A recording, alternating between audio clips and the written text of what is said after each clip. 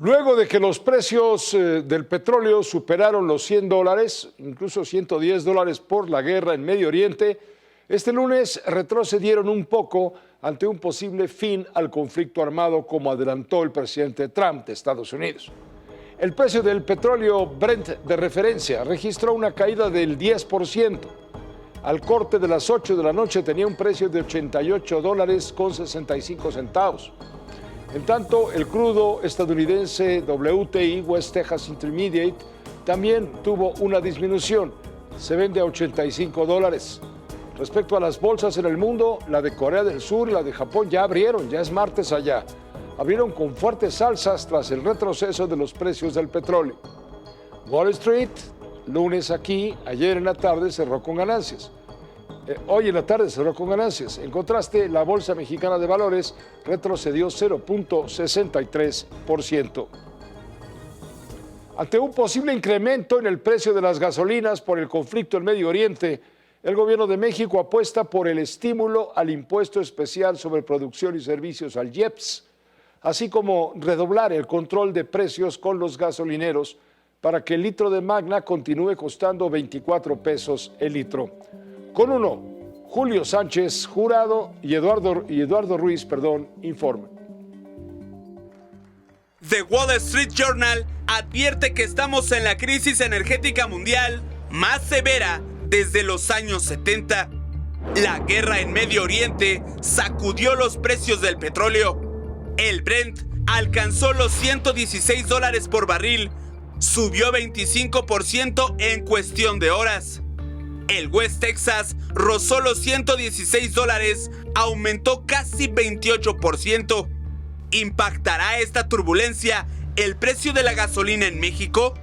Ante posibles alzas, el gobierno federal apuesta por el estímulo del impuesto especial sobre producción y servicios, el IEPS, y redoblar el control de precios con los gasolineros. Si aumenta el precio de la gasolina, la producción de gasolina o la importación, hay un mecanismo a través de la disminución del IEPS para que no aumente la gasolina en nuestro país. De hecho, esta semana firmamos de nuevo con los gasolineros que la gasolina no suba de 24 pesos, que es lo que hicimos el año pasado, y la gasolina Magna que no suba el litro de los 24 pesos. Además, México entra en fase preventiva. Sí, estamos siguiendo muy en detalle lo que está ocurriendo, junto con la Secretaría de Hacienda. Va a depender del tiempo que este conflicto perdure. No sabemos, en este momento es difícil prever cuánto tiempo va a durar, pero México está atento y hay una serie de medidas previstas por si se prolonga. Mientras, sectores industriales como el de las autopartes ya resienten el vaivén de los precios. Está afectando definitivamente al precio de la gasolina en este momento, por ejemplo en Estados Unidos, en el mundo en general. El primer insumo es para transportar las cosas, el diésel y la gasolina, pero también para los plásticos, pero también para la industria química, y con los nuevos materiales y nuevas tecnologías, la industria automotriz es la que más innova. La esperanza es que las sacudidas del mercado internacional sean breves, pero a mediano y largo plazo el futuro es incierto. Con uno, Julio Sánchez y Eduardo Ruiz. Bueno, y todo esto se encuadra en el conflicto Irán, Estados Unidos y Israel. Donald Trump calificó como un grave error el nombramiento de Mojtaba Khamenei como líder de Irán, quien ayer tomó protesta. La semana pasada, Trump externó su deseo de participar en la designación del nuevo ayatolá. Advirtió que cualquier dirigente sin la aprobación de Washington durará muy poco. Tras esta elección, el presidente de Estados Unidos sentenció que las fuerzas estadounidenses no se detendrán hasta que Irán esté total y decisivamente derrotado. El fin de la guerra contra Irán está cerca, es lo que anuncia el presidente Trump en conferencia de prensa hoy mismo. Sin embargo, aseguró que si Irán intenta frenar el flujo de petróleo en el estrecho de Hormuz, su país responderá 20 veces más fuerte que hasta ahora. Ya no tiene ni armada ni defensa aérea, etc. el número de víctimas estaría cerca de las 2,000. El presidente de Estados Unidos, Donald Trump, afirmó el lunes que el fin de la guerra en Irán está cerca. Mucho trabajo brillante, pero vamos a tener un mundo mucho más seguro tan pronto como esté terminado. Y estará terminado bastante rápido. Antes de las declaraciones de Trump, el régimen iraní continuó el lunes sus ataques de represalia, dirigidos contra territorio israelí y la infraestructura petrolera de sus vecinos en el Golfo. Además, un segundo misil iraní también fue interceptado por la OTAN sobre Turquía, lo que provocó una advertencia del gobierno turco a Teherán. Aunque Trump aseguró que han mermado la capacidad ofensiva de Irán, entre los objetivos se encontraban más de 50 embarcaciones iraníes, señaló en un informe el Comando Central de Estados Unidos, responsable de las fuerzas estadounidenses en la región. Sus drones han disminuido considerablemente. Su fabricación de drones ha sido atacada desde hoy. Conocemos todos los lugares donde fabrican los drones y están siendo atacados uno tras otro. Su capacidad de misiles se ha reducido a aproximadamente un 10%, quizás menos. También estamos atacando los lugares donde fabrican misiles y sus lanzadores. Hemos atacado más de 5,000 objetivos hasta la fecha, algunos de ellos muy importantes.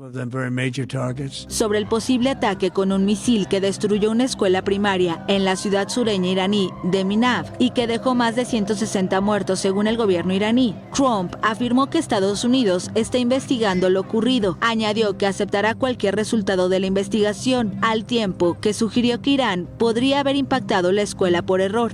Además, Trump afirmó que seguirán hundiendo los barcos de guerra iraníes y aseguró que eliminará algunas sanciones petroleras, sin especificar a qué países se refería, pero advirtió que golpeará muy duro a Irán si obstaculiza el suministro de petróleo por el estrecho de Hormuz, por donde pasa el 20% del crudo mundial. Altos líderes de Irán habían dicho antes que esta vía fluvial permanecerá intransitable mientras continúe la guerra. El presidente Trump sostuvo una llamada telefónica con el presidente de Rusia, Vladimir Putin. En esta conversación trasciende, Putin comentó a Trump sus propuestas destinadas a alcanzar una rápida solución a la guerra con Irán. Putin y Trump también discutieron sobre el conflicto ucraniano y la situación en Venezuela. El Kremlin describió la conversación entre Trump y Putin como franca y constructiva. Emmanuel Macron, el presidente de Francia, anunció una misión internacional para reabrir progresivamente el estrecho de Hormuz. El objetivo es escoltar a los buques por esta zona una vez que concluya la fase más crítica del conflicto armado. Macron también informó que Francia aportará 2 fragatas para asegurar la libertad de navegación y la seguridad en el Mediterráneo Oriental y el Mar Rojo. Ante el alza en los precios del petróleo, ¿cuál es el impacto en México y a nivel mundial? ¿Subirá el precio de las gasolinas y el diésel? Adelanta la presidenta que no tiene por qué suceder. ¿Debemos prepararnos, sí, para un golpe al bolsillo? ¿Es viable un acuerdo con el gobierno, entre el gobierno y los gasolineros para mantener en 24 pesos el litro de gasolina magna? Agradecemos mucho a Gabriela Siller. Ella es economista, directora de análisis económico, desde luego, de Grupo Financiero Base y profesora de Economía y Finanzas del TEC de Monterrey desde hace 25 años, reconocida como analista de grueso calibre. Gabriela, ¿cómo estás? Buenas noches. Muy buenas noches, estimado Pepe. Me da gusto saludarte. Gracias, gracias. El aumento del precio de las gasolinas por el conflicto de Irán, ¿lo ves viable? ¿O tú ves que estas frases que ha dicho el presidente Trump de que está pronto por terminar la guerra como tal, volverá a poner las cosas en su sitio? Mira, está muy volátil el precio del petróleo, de la gasolina, inclusive hasta el mismo tipo de cambio. Ayer domingo ya ves que se subió 30% en unas cuantas horas y hoy lunes nuevamente el precio se bajó. La verdad que si la guerra termina pronto, sí, el precio del petróleo puede disminuir y entonces va a ser muy limitado el impacto que sí se va a ver reflejado en los precios de la gasolina y de otros bienes también. Y entre más dure el conflicto, pues entonces mayores serán las afectaciones. ¿Qué es lo que pasa? Pues que en el caso de México, por ejemplo, vemos que el precio de la gasolina sí se mueve con el precio de referencia de Estados Unidos. no completamente a la par, porque pues hay una parte que, bueno, pues el precio de la Magna pues estaba topado a 24 pesos, mientras que el gobierno también ha estado utilizando, o bueno, ha utilizado en el pasado el IEPS como un amortiguador.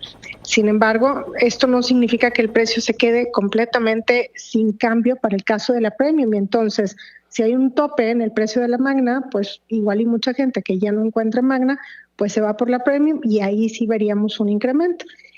Y bueno, pues además cabe recordar que la inflación ya está inclusive por encima del 4%, sí se ven ya presiones inflacionarias en otros lados, entonces sería como que un golpe más. Pero de nuevo, si el conflicto dura más tiempo, o entre más tiempo dura el conflicto, mayor será la afectación, porque también con todo esto, pues baja la probabilidad de que el Banco de México pueda seguir recortando su tasa de interés, y obviamente sin recortes en la tasa en México o inclusive también en Estados Unidos, donde creo que la Fed ahí sí de plano va a hacer una pausa, pues se restringe la actividad económica. Tú tienes toda la razón del mundo cuando dices que hay un colchón que se llama IEPS. Es lo que permite del precio que saca la gasolina Pemex al precio que pagamos, hay un colchón, es el IEPS. Si México y Hacienda sacrifican ese IEPS, se va a ver afectada las finanzas nacionales, con tal de que no suba el precio, porque es lo más antipolítico, lo más antipopular. No, y en realidad el precio sí termina subiendo, no completamente, pero sí, nosotros estimamos en Grupo Financiero Base, del 2018 a la fecha, pues cuando hay un incremento de 1% en el precio de la gasolina referencia de Estados Unidos, aquí sube alrededor de 0.27%, o sea, sí hay un incremento, pero no 1 a 1.